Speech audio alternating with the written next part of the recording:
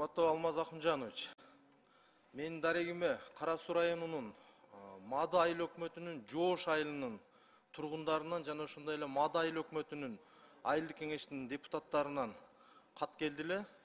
Ошол кат боюнча сизге маалымат берсем, негизинен Жоош айылында бүгүнкү күндө мектеп көйгөйү өтө чоң маселе.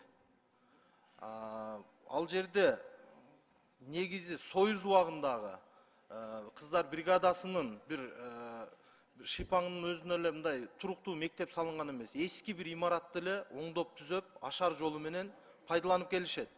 Бүгүнкү күндө 250 окуучу ошол жерде билим алышат. Бирок көпчүлүгү шарттын жоктугунан, мектеп авариялык абалда болгондуктан коңшу айылдарга же болбосо шаарга чейин барып кыйналып атышат. Ал жерде райондук ишканалардын заключениялары, өзгөчө Кырдаалдар министрлигинин заключениялары бар.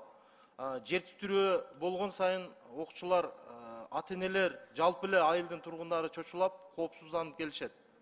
Ошон үчүн эми Алмаз Акымжанович, мына 24-жылкы капиталдык беренесинин капиталдык салымдар беренеси боюнча тизмеге, титулдук тизмеге киргизип, ушул мектепти тез аранын ичинде баштабасак болбойт.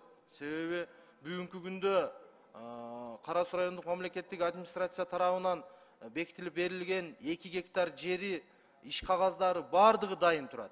Ошону өз көзөмөлүңүзгө алып туруп киргизип берсеңиз.